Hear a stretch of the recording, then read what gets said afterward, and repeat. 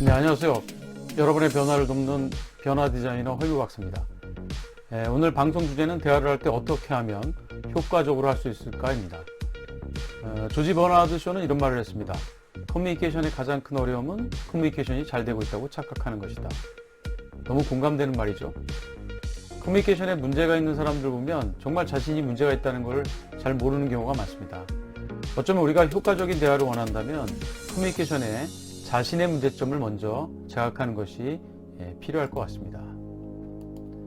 자, 그럼 여기서 대화를 효과적으로 한다는 것은 무엇을 의미할까요? 여러 가지로 해석할 수 있겠지만 저는 대화의 목적을 달성하는 것이라고 생각합니다. 즉, 상대로부터 내가 원하는 반응을 얻는 것이죠. 예를 들어 부모가 공부를 잘하는 아이와 대화를 하는 것은 대화가 끝나면 아이가 공부를 열심히 해야 되겠다 이런 생각을 갖게 만드는 것이죠. 그런데 그게 대부분 그런 결과를 얻기는 쉽지 않습니다. 우리는 이런 문제를 해결하기 위해 다양한 대화 스킬과 방법을 배우고 책도 있지만 잘 해결되지 않습니다. 왜 그럴까요? 이것은 대화의 기술을 배우기 전에 대화에 대한 가정이나 전제가 변하지 않기 때문입니다. 오늘 여러분의 대화 방식에 있어서 변화를 이끌어낼 중요한 원칙 3가지에 대해서 제가 말씀을 드리도록 하겠습니다. 첫 번째는 커뮤니케이션의 의미와 결과는 우리가 얻는 반응에 의해 결정된다입니다. 예를 들어 어떤 사람에게 칭찬을 했는데 화를 낸다면 화를 나게 만드는 커뮤니케이션을 했다는 의미입니다. 이런 경우 우리는 상대를 칭찬을 받고 화를 내는 이상한 사람이라고 말하지만 그 사람이 칭찬을 자신을 비웃거나 비꼬는 얘기로 들었다면 그런 얘기를 한 결과가 되는 거죠.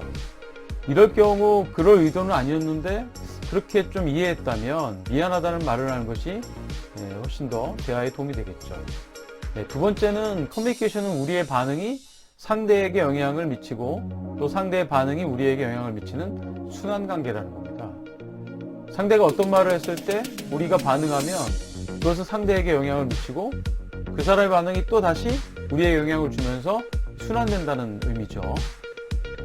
대화가 잘 된다는 것은 결국 서로에게 좋은 영향을 미치고 있다는 것이고 반대로 대화가 잘 안 된다는 것은 어느 누구 한 사람의 문제가 아니라 서로에게 안 좋은 영향을 주고받으면서 그것이 순환된다는 의미라고 해석할 수 있습니다. 마지막 원칙은 커뮤니케이션의 순환관계에 있어서 자신의 책임을 감당할 뿐만 아니라 자신이 원하는 방향으로 상대에 영향을 미칠 수 있느냐 여기에 중점을 두자입니다. 대화가 잘 안 될 때 상대의 반응에 대해 책임을 지는 태도가 선행되어야 하고요. 자신이 상대로부터 원하는 반응을 얻고 영향을 미치는데 대화의 그런 목적을 두어야 합니다. 만약 상대로부터 원하는 방향을 얻지 못하면 대화의 방식이나 태도의 변화가 필요한 거죠. 지금까지 얘기한 3가지 원칙을 대화를 하기 전 떠올리거나 대화가 잘 안 될 경우 한 번씩 자신을 되돌아보는데 사용한다면 대화에 있어서 놀라운 변화가 시작될 것이라고 생각합니다.